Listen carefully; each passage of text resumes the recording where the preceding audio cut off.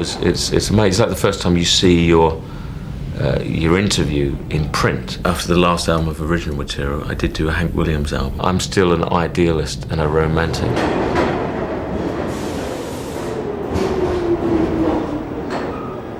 And it takes a lot of willpower to resist what other people want you to be. And I said, I'm not going to sign another deal unless you give me a proper deal. I'd used harmonica for years, and it had gone from being like a signature to becoming a bit of a cliche.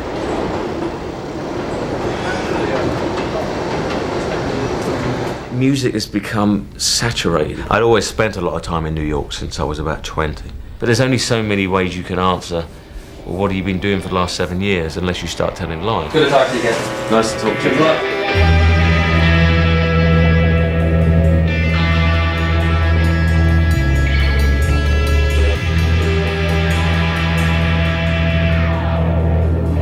I've always taken long gaps between all my albums. I've been away a long time, so I never take for granted the fact that the audience will be there. I mean, I never assume that, and I just hope they are going to be there, but it's a hell of a long time, because 7 years you can fit the Beatles' entire career into that time.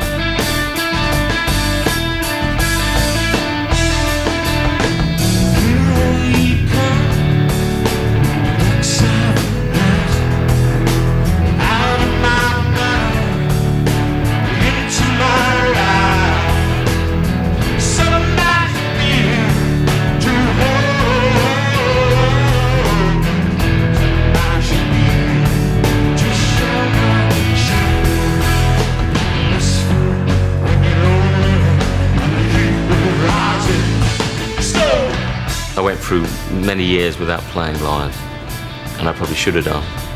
It would have been probably helpful to my songwriting. But at the same point, having long periods of time away from music, it fills you up with life experiences, and it makes the songs more vivid. Pull back the curtains, and the sun burns into your eyes. You watch a plane flying across a clear blue sky. This is the day your life will surely change. This is the day when things fall into place. I am the only permanent member, but the reason I called it a band name in the first place was I saw it was almost like a conceptual band, which I would bring in different people over the years, but you know, it's obvious why I write all the lyrics and virtually all the music and produce the thing. But I would say it's also collaborative.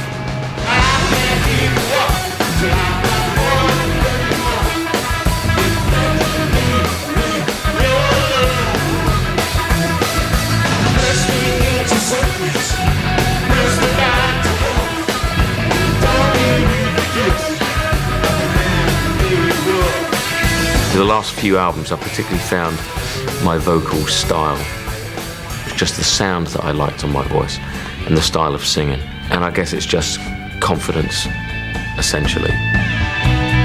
That you unmasking with a ring-handed weed. If the sweat pours out to shine, I try to swim and follow you.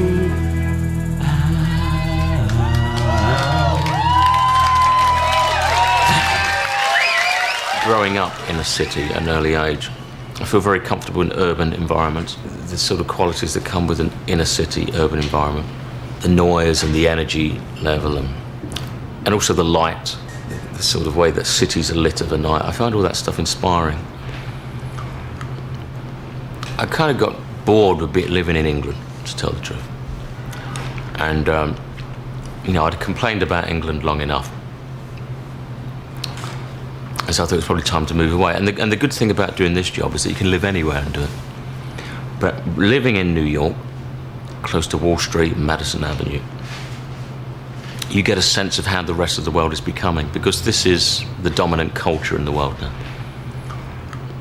And it's called globalization, but it's really Americanization, essentially.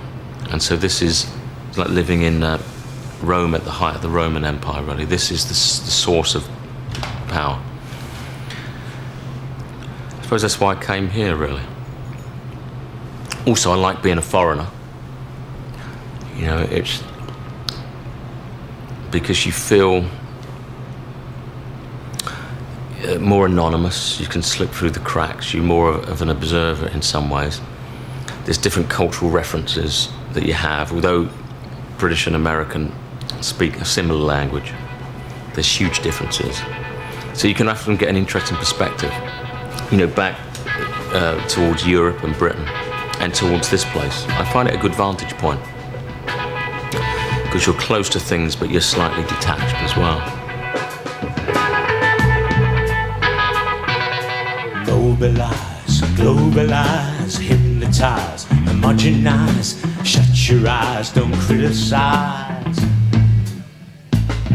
It's a big surprise in telling you lies, truth hides in plain sight, Kentucky Fried Genocide.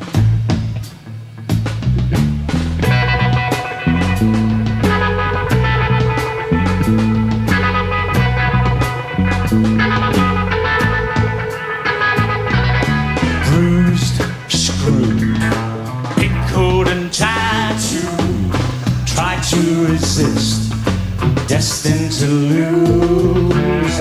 Nobody listens, but it's breaking down the door. Only the paranoid really know the score. Mobilize, globalize, hypnotize, homogenize. I think something that really needs to be addressed is that corporations are a real threat to democracy. Globalization and just the underbelly of it, really. That's something I feel very uncomfortable about generally.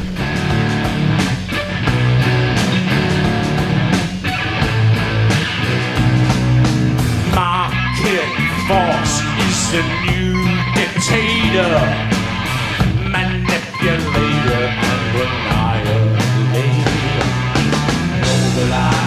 Mobilize, hypnotize, homogenize, shut your eyes, don't criticize.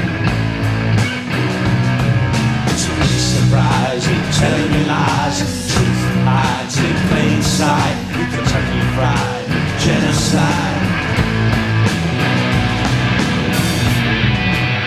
Music has become so unpolitical. I think there should be a certain amount of balance, where there should be some kind of opposition to things, or at least making a point of view, or just taking a strong point of view.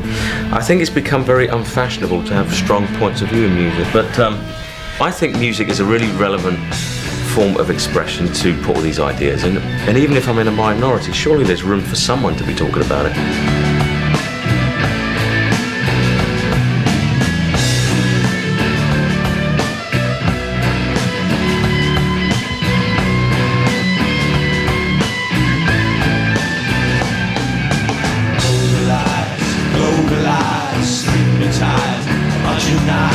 Shut your eyes, don't criticize.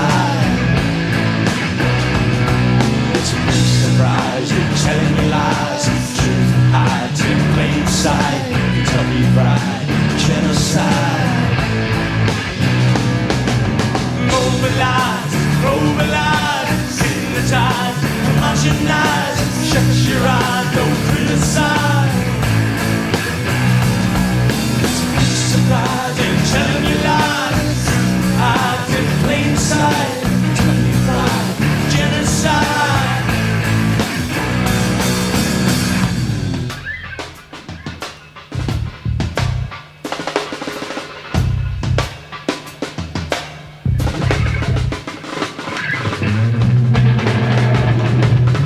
I didn't think I'd be doing it that long. I think it's... The thing is with this industry is that you know, if you have a career lasting longer than 3 years, you're going to be up and down, in fashion, out of fashion, in fashion, out of fashion.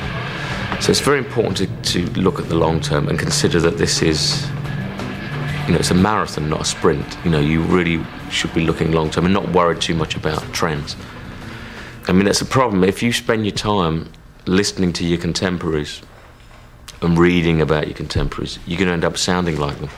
So I made a decision years ago. I don't listen to much contemporary music, and I you know, you could say it's an unhealthy thing or a healthy thing. I think it's probably a good thing, because you keep your mind really focused on what you feel yourself, rather than on what you think you should be doing because it's fashionable at that time. As soon as you start looking at other people, then you're immediately one step behind, because you're not really doing what you should be doing yourself. I guess that's basically it. And I guess you're either a person that has something to say and feel that you got to get stuff out, or you're not. You're a person that is copying other people.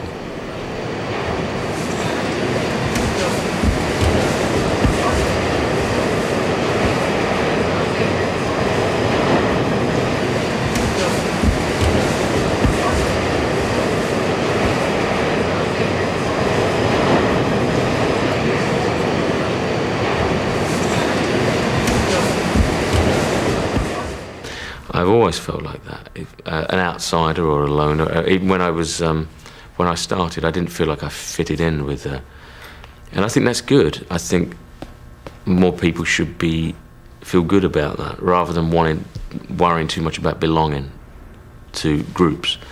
And the idea of being lumped in with other people really gives me the creeps. Like being considered part of a genre or part of an era or whatever is something that I really I find very claustrophobic. So to me, it's not a question. It's not a thing that requires courage. It's just as natural as walking to me, just to be doing my own thing away from everyone else.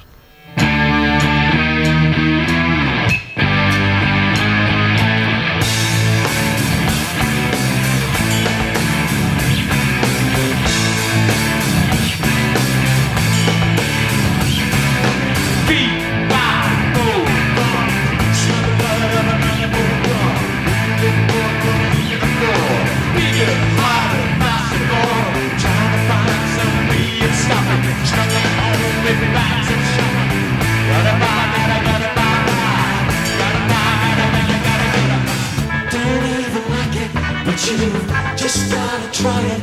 You don't even want it, but you're gonna buy it. Always someone on a TV screen trying to sell you something you don't want on me.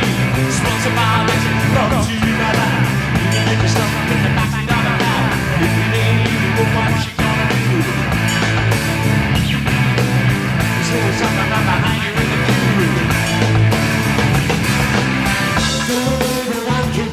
You just gotta try it. You don't even want it, but you're gonna buy it. You don't even need it, but you just gotta have it. You don't even want it, but you're gonna buy it.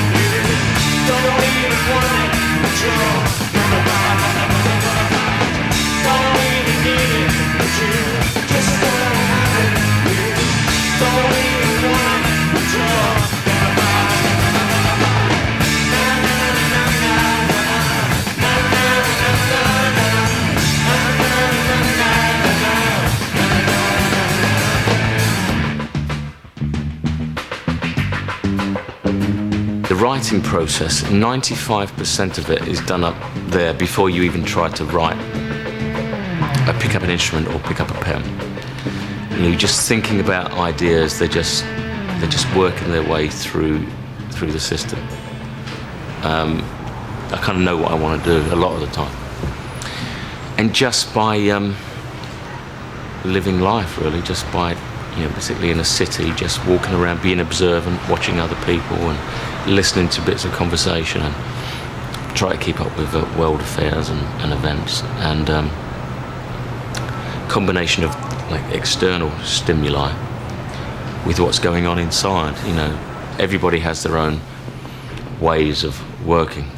And I think if anybody really understood what made themselves tick, that they'll be able to write more prolifically and to a consistently high standard. But we don't really understand it. Inspiration comes and goes and comes and goes. It's like, it's very inconsistent, which drives people mad, you know. I wish I could turn a switch and be inspired all the time, but I can't. I'm not here if that's what I mean. When you cast your eyes upon the skylines of this once proud nation, can you sense the fear and the hatred growing in the hearts of its population?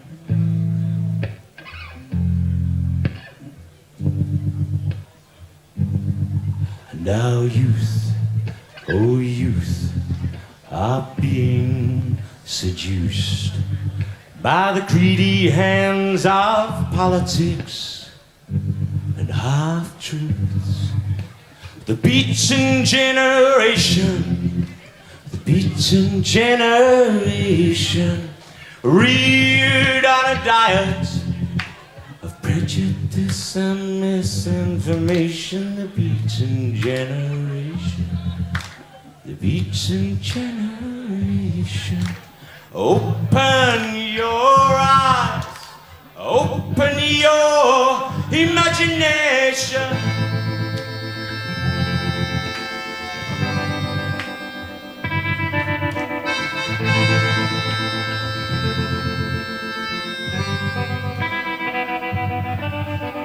Being sedated by the gasoline fumes and hypnotized by the satellites into believing what is good and what is right. You may be worshipped in the temples of Mammon or lost in the prisons of religion, but can you still walk back to happiness when there's nowhere left to run?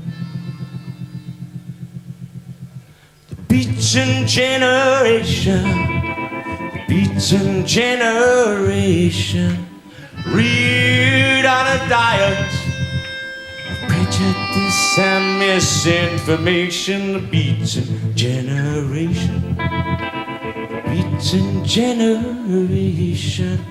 Open your eyes, open your imagination.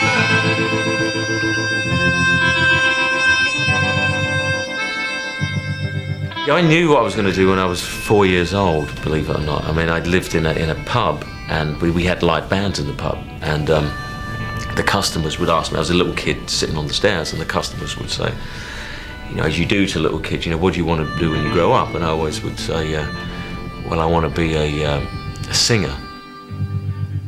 They sent in the special police to deliver us from liberty and keep us from peace. Then won't the words sit ill upon their tongues when they tell us justice is being done, that freedom lives in the barrels of a war gun.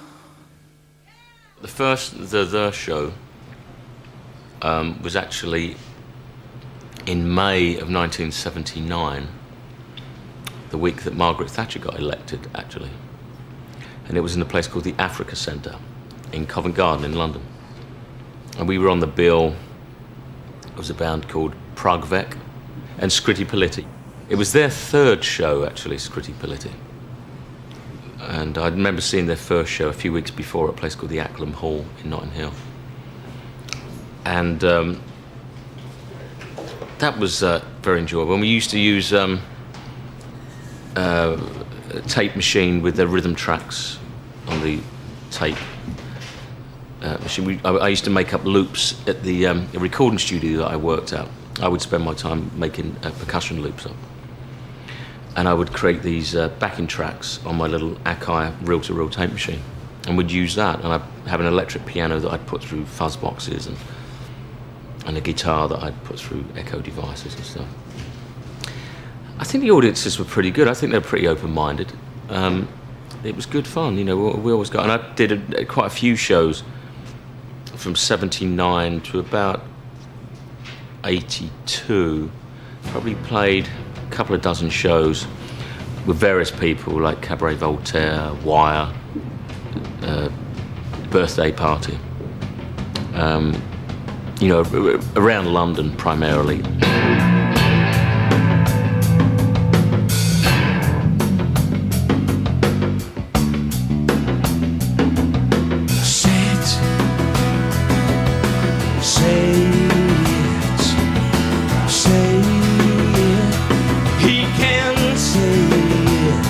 Just an imperfect man, trapped in an imperfect body. Ain't happy or sad, lonely or sorry.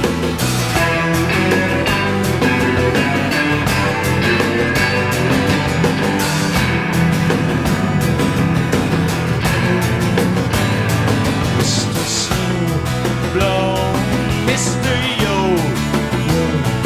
Mr. See which way is the wind gonna blow? Hands from a wire, fingers on fire,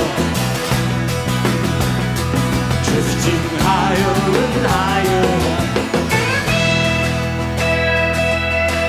higher and higher. Shrunken Man is essentially about fear. The period between the last album and this album, and through the 1990s generally, was a very hard time for me.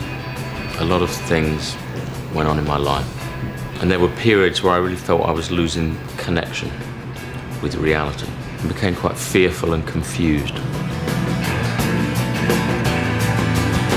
Try to be smart to catch on his own heart, grew to be kind as he cut out all the soft parts. Some days, in little ways, love seeps out into things he says, and all he really wants is you're grown up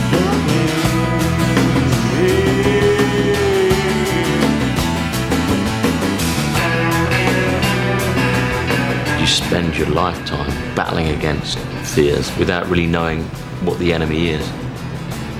So there's no specifics, it's just fear. Fear as the enemy of love, really. One imprisons you, the other one liberates you. So I guess those two counterbalancing emotions and feelings.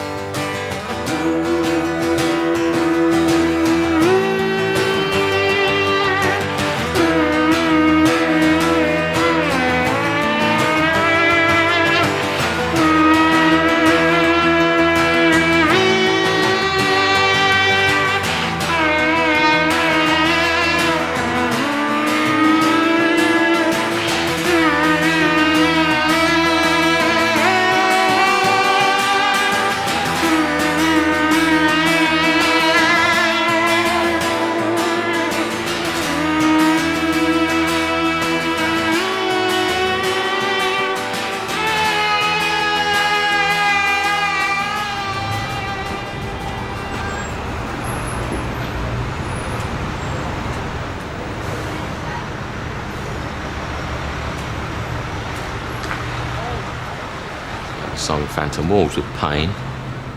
It's difficult for me to talk about that. It relates partly to my mother's illness as well. She died last year. And so it was sort of written partly about the stuff my family was going through. So that was a very difficult period. But it's an optimistic song, really, in a way, that it's embracing pain and can be taken on different levels. You know, that our demons can turn out to be our friends, and the things we spend our lives running away from can really teach us a lot about life and what we're looking for and what we're missing. So it's a hopeful song, that is. It's a very positive song. Sensed but unheard, as the curtain softly stirs, it is not just a memory, but it lives and breathes watching over you whilst you sleep, kneeling beside you when you weep. Hey, don't be afraid. Don't try to run away,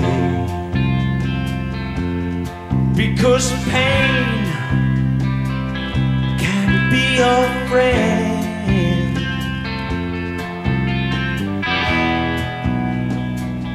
As it explained, the answers to your questions consoles you. Blue reflections listens to your soul's confessions, then leads you in new direction. So open your heart again and feel the walls dissolve. Some things whisper into you, it's time to let go. The only thing that stays the same is that everything must change. Everything must change. Hey, yeah, embrace your pain.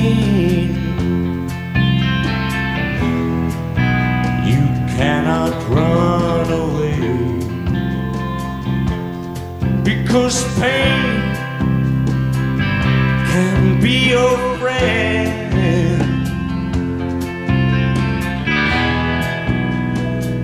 As it explains, the answers to your questions consoles you. And blue reflections listens to your soul's confessions, then leads you in new directions. All the while that you were waiting for love to keep the light from waning. This pain that stops the heart from hating, that cures the mind not hesitating, helps the soul separating from everything that I think when you're younger, you don't have such a grasp on time, really, that time heals and changes things. It's like if you have, when you first sort of have crushes on people and fall in love with people and you're obsessed with them and you can't imagine life without them, but as you get a bit older, then you may have passing crushes, but you get over things much easier. But like my dad always said to me, every age has its compensations, and he says he's happier. As each decade has gone on, he's got happier, and he just says, he just really enjoys life more. I mean, obviously, he's been through a terrible sadness in his life, but he has an interesting perspective on it. And I like that view, really, that what you sort of miss in one department, you make up for in another. Depression is like an illness, and it's disabling. People can't work when they're depressed. If you're talking about sort of melancholia and a sweet sadness, then I admit to that, and I feel sort of a sense of nostalgia, sentimentality, sweet sadness, melancholia, mixed in with a lot of joy and hope for the future. That's where I feel I stand. And if I get branded as being a depressive, it's not true. I've had periods where I've been depressed and I can't do anything. You just want to lie in bed with the blankets pulled over your head. It's an illness. But I guess my family, we have a streak of melancholia that runs through our family. And that means that sometimes you see things from a slightly different angle. To me, the happiest I am is if I'm writing. When I'm writing songs, it's going well. I feel tremendously happy and fulfilled. The early morning sun lit up her room. But it wasn't just a change in the weather. She read it in her stars, and now she felt it in her heart. Life was gonna start getting better. As time when she would pray each teardrop that rolled down her face would represent a day of pain for him. But she's changing the way she feels about wasting her time and tears. Cry out, cry out, cry out, cry out, cry out, cry out.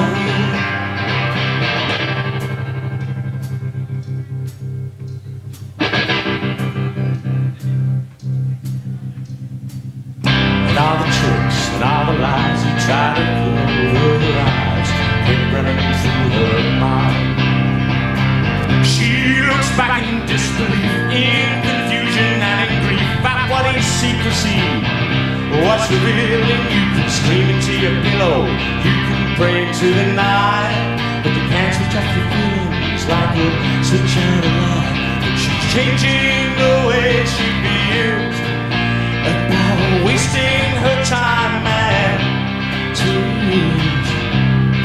Cried out, cried out, cried out, cried out, cried out, cried out.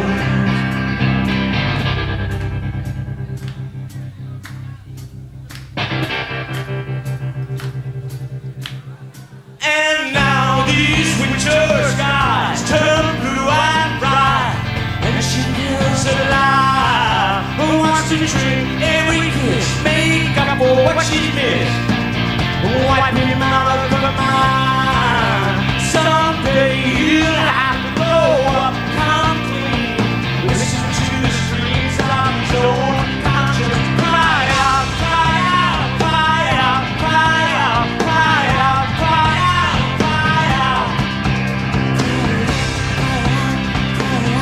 cry out. She'll not hear a sound. How would you describe yourself? I mean, words that I've read: perfectionist, cynic, enlightened, aware, maverick. Well, not enlightened. I mean, that's... You don't think? No. This is very enlightened. No, I mean, that's an aspiration of most people, but as soon as the people that think they're enlightened aren't anyway, I mean, for a start, and you never, it's, I have a point of view, and an ambition would be to be enlightened, whatever, and pessimistic, no, I'd say skeptical rather than cynical, a healthy skepticism, disbelieving most things that I read, and that's probably because I was uneducated and educated myself. So I left school empty-headed but open-minded. And I am a perfectionist. I like attention to detail, like you see, you know, like in the sleeve that we did, and we spent a lot of time doing that, and in the recording itself, but just like some people would call it being, but it's like if you're a watchmaker and you want to just get tiny little, and I like the fact there's things on the record that people won't maybe hear only hear it on the 100th listen, you know, little things like that. I like that. But I don't know, it's hard to describe yourself. It's sort of vain, isn't it, really? And Yeah, it makes you a bit uncomfortable. Thank you for coming in.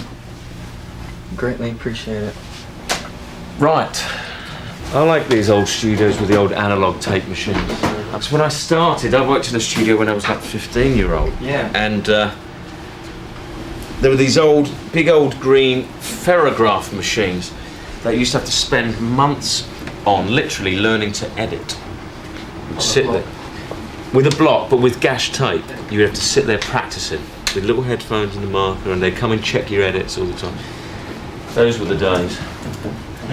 And like the process of making the album was I reduced everything to 16 track and analog, and actually made decisions as we were going along.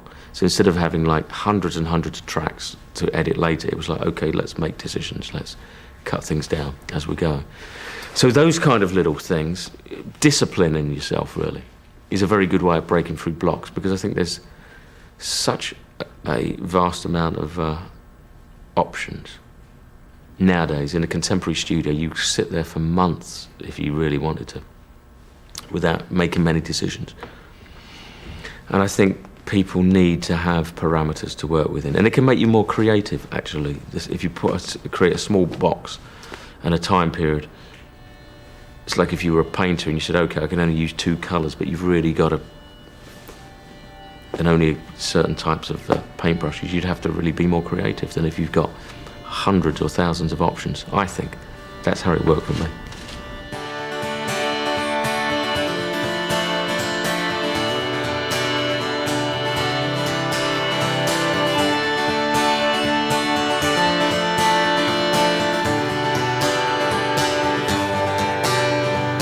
Mirror, mirror on the wall, watch me grow since I was small. So what will I regret the most? The things I do or the things I don't? The deeper you peer into my soul, you'll find that I already know. But I can't say it, 'cause I can barely face it. My life is halfway through, and I still haven't done what I'm here to do. Musically, I never have any problems. I have hundreds of hours of worth of music. Music has always been very easy for me. It's lyrics, because the kind of lyrics I write, they're very direct, so there's no hiding places like this is what I feel, what I say, so I put a lot of pressure on myself. Even though the chances fold, I sat and watched the hours fall in upon themselves to stop their hands reveal what I can't say, what I can barely face. My life is halfway through, and I still haven't done what I'm here to do. My mommy said what you give is what you get, and the only thing worth having is happiness. You feel all this stuff inside that you really want to express, and nothing you do ever quite reaches it. You get some things that hint at it. And in dreams, sometimes I write songs in my dreams that are unbelievable, and then I forget them when I wake up. Now that's the frustrating thing, knowing that I haven't fulfilled my own potential. I think I've got all these wonderful songs inside I've not been able to get out. You know, there's a lot I want to do that I haven't done. Trapped inside my bones, fear, desire, and hope around fire that will expand like snow and fall down like rain again.